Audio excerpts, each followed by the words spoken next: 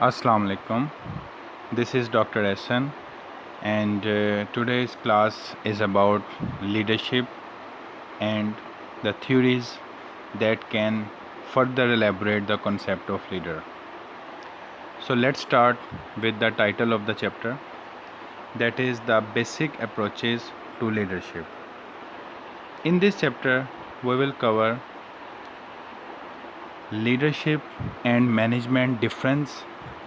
In short के leader और management का जो है डिफरेंस क्या है। सेकंड हम बात करेंगे थ्योरीज़ की, जो कि ये चैप्टर है तो इसमें हम डिफरेंट थ्योरीज़ को कवर अप कर रहे हैं। ट्रेड थ्योरीज़ को हम डिस्कस करेंगे। लिमिटेशंस की बात करेंगे हम बिहेवियरल थ्योरीज़ की। इसका मतलब है पहले हम बिहेवियरल थ्योरीज़ को देखेंगे, फिर हम उसके कुछ लिमिटेशंस को डिस्कस करेंगे। नेक्स्ट हम फील्डर्स कॉन्टीजेंसी थ्योरी का जो मॉडल है उसको डिस्कस करेंगे। Hersey and Blanchard situational theory है, इसको एक्सप्लेन करेंगे और इसकी जो है वो फर्दर एलेबोरेशन कवर करेंगे। Leader and member exchange theory को कवर करेंगे and then will cover path goal theory, situational variable in the leader participation model. So basically इसके अंदर मोस्टली हमारा जो पोर्शन है वो थ्योरीज़ को समझना है, और इन थ्योरीज़ को समझने के बाद हम इनको अप्लाई कर सकेंगे कभी भी किसी स्टडी के अंदर।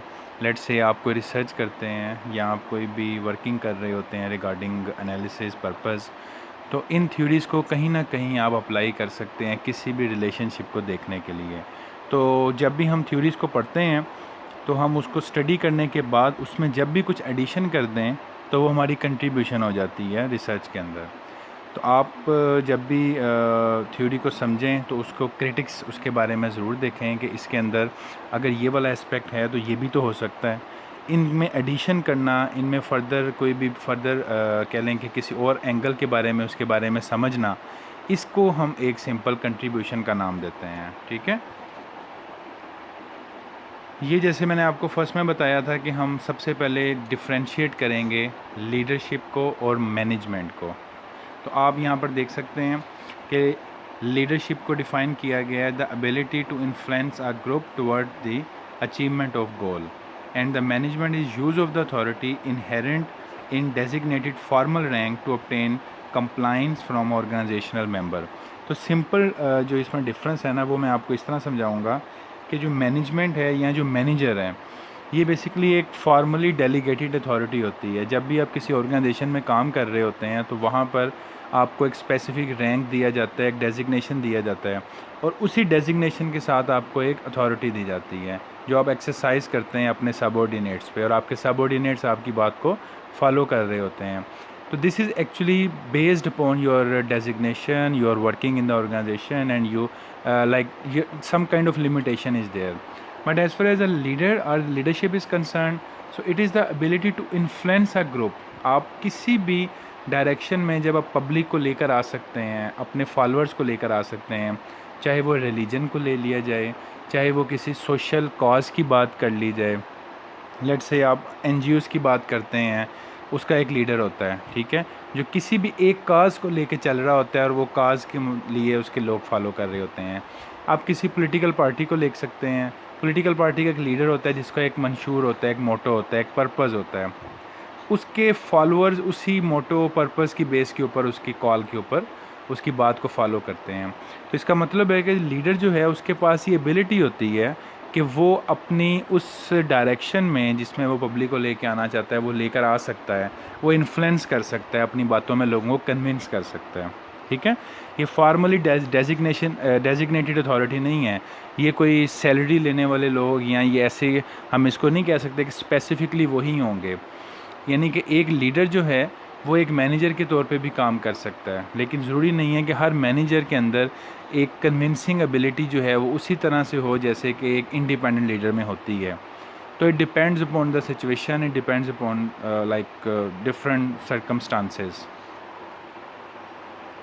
तो अब हम आगे मूव करते हैं।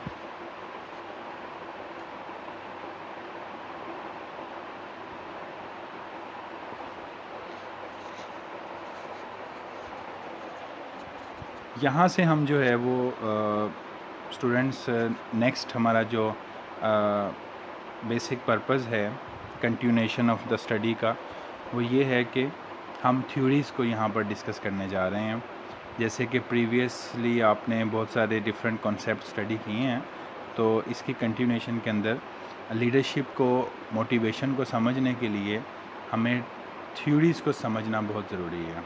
ठीक है, तो सबसे पहले नंबर की जो हमारे आज के सेशन की थ्योरी है वो है जी ट्रेड थ्योरीज़।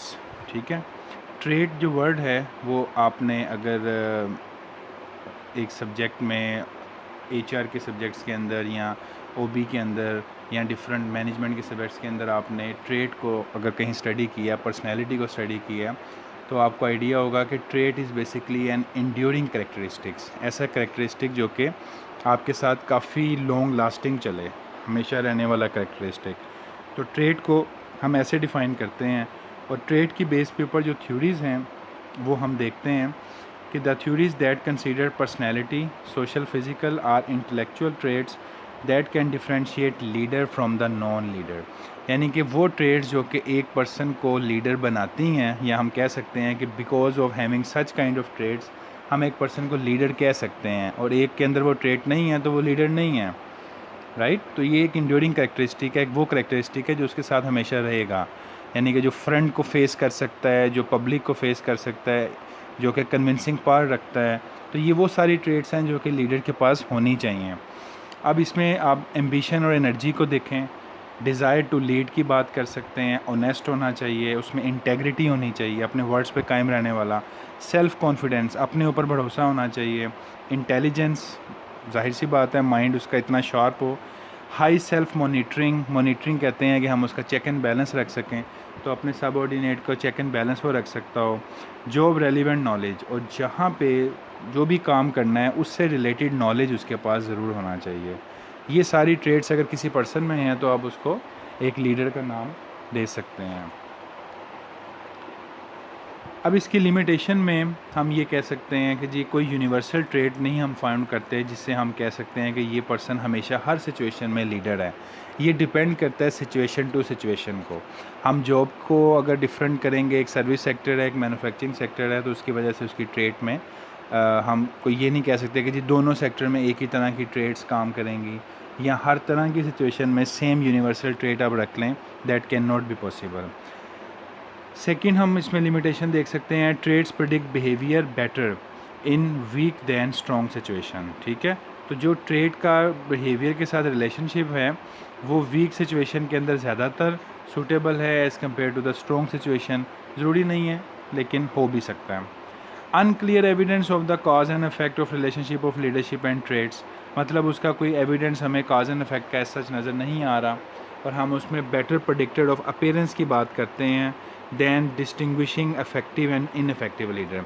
मतलब हम ये कह सकते हैं कि जो बेटर प्रेडिक्टेड है कि जो लीडरशिप की अपीयरेंस से हमें नज़र आए, ज़रूरी नहीं है कि वो उसकी इफेक्टिव और इनफेक्टिवनेस को भी शो कर रहा हो। तो जाहिर सी बात है जहाँ पर किसी चीज़ की हमें कोई पॉजिटिव साइड नज़र आती हैं तो वहाँ पर हमें कुछ लिमिटेशंस भी देखनी होती हैं। तो बेस्ड अपॉन दैट कॉन्सेप्ट हमने यहाँ पर लिमिटेशन को भी कवर अप किया। बिहेवियरल थ्योरीज़ है जी, उसके बाद behavioural theories of leadership base करती हैं the theories proposing that specific behaviours differentiate leaders from the non leaders. जैसे कि वो ट्रेड थी ना, कुछ ट्रेड्स आपके लीडर और नॉन लीडर में डिफ्रेंशिएट करती हैं, इस तरह बिहेवियर भी करता है।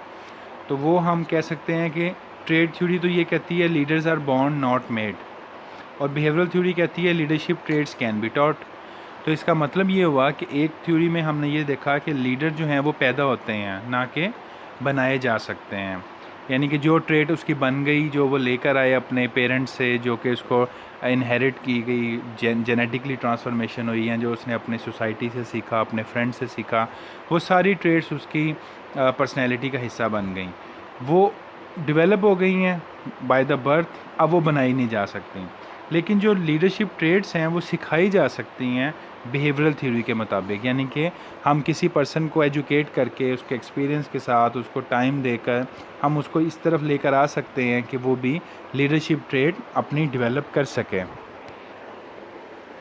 ओयो स्टेट स्टडीज़ अब ये स्टडीज़ हमें ये बताती हैं जी कि इसमें इनिशिएटिव स्ट्रक्चर है, the extent to which a leader is likely to define and structure his or her role and those of subordinates in the search of goal attainment. मतलब ये है कि आपका जो लीडर है वो गोल को डिफ़ाइन करे और उसके मुताबिक ऑर्गेनाइज़ करते हुए अपने सबऑर्डिनेट को गोल अटेनमेंट की तरफ लेकर चले, तो ये उसका इनिशिएटिव स्ट्रक्चर कहलाएगा।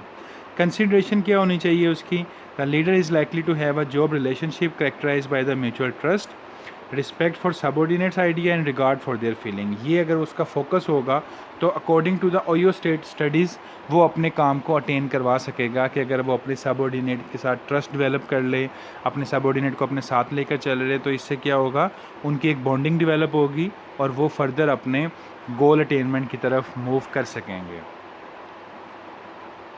इसके बाद मिशिगन स्टडीज़ हैं।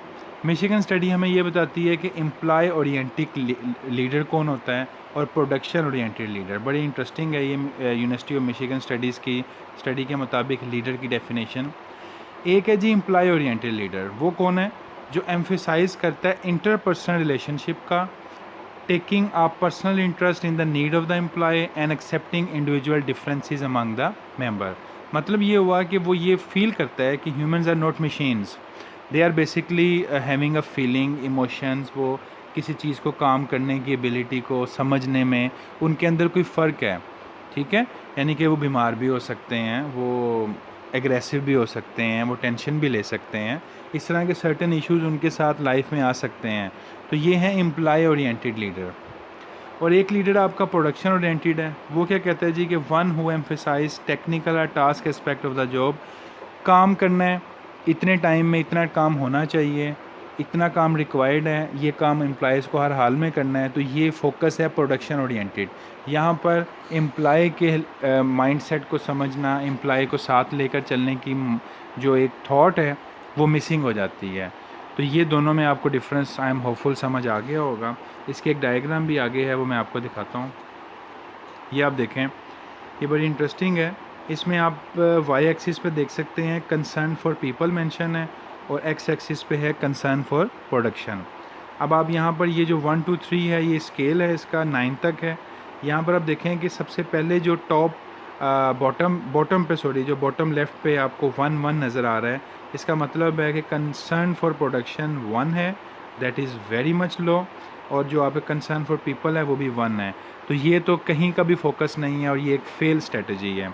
अगर हम इसके अगेंस्ट सेकंड बॉटम के जो राइट साइड पे बॉटम है वहाँ जाते हैं, तो वहाँ पर कंसर्न फॉर प्रोडक्शन 9 है और कंसर्न फॉर पीपल 1 है। अब यहाँ पर फोकस वो है कि एक्सट्रीम है कि जी आप ह्यूमंस को मशीन ट्रीट कर रहे हैं, जो कि फर्दर आप इसको लॉन्ग रन में इतना सक्सेसफुल नहीं देख सकते। अच्छा, अब आप वाई एक्सिस पे आएँ तो आपको टॉप लेफ़्ट पे 1 9 नज़र आता है, जो है कंसर्न फॉर पीपल तो आपको मैक्सिमम नज़र आ रहा है, लेकिन कंसर्न फॉर प्रोडक्शन नहीं है। तो ये भी आपकी एक फेल स्ट्रेटजी है। क्यों? क्योंकि आपने यहाँ पर लोगों का ख्याल तो रखा, लेकिन उससे काम आपको कोई भी नहीं हुआ। तो जब तक आप काम नहीं कर रहे तो आपका बिज़नेस सर्वाइव नहीं करेगा। और अगर आप सेंटर में आते हैं जहाँ पे आपको 5 50% नज़र आ रहा है, तो यहाँ पर कंसर्न फॉर प्रोडक्शन 50% है और कंसर्न फॉर पीपल भी 50% है, यानी कि दोनों को आपने साथ लेकर चल रहे हैं। तो that could be a right way. और अगर आप मैक्सिमम आइडियल पे जाते हैं तो आइडियल में आप देखें कि आपका कंसर्न फॉर पीपल भी 9 है। आप अगर टॉप राइट पे जाते हैं और आपका कंसर्न फॉर प्रोडक्शन वो भी आपका 9 है, तो दैट मीन्स कि ये एक आइडियल सिचुएशन है जहाँ पर आपकी कंपनी प्रोडक्शन भी मैक्सिमम कर रही है और आपको उसके अगेंस्ट एम्प्लॉय का जो फ़ायदा है, आप जो ख्याल रख रहे हैं वो भी मैक्सिमम लेवल पे है। तो आई एम होपफुल यहाँ तक आपको काफ़ी हद तक आइडिया होगा। तो ये नेक्स्ट पोर्शन मैं आपके साथ शेयर करूँगा अभी इसके साथ ही। तो यहाँ तक आप इसको देखें, जहाँ पर हमने सिंपल अभी बेसिक फाउंडेशन जो हैं वो थ्योरीज़ ऑफ लीडर्स को स्टडी करना स्टार्ट किया है। हमारी जो नेक्स्ट कमिंग है उसमें हम डिफरेंट अदर यूनिवर्सिटीज़ की जो स्टडीज़ हैं जिन्होंने लीडर को डिफ़ाइन किया उसके बारे में बात करेंगे और साथ में हम डिफरेंट थ्योरीज़ को भी कवर अप करेंगे। So thank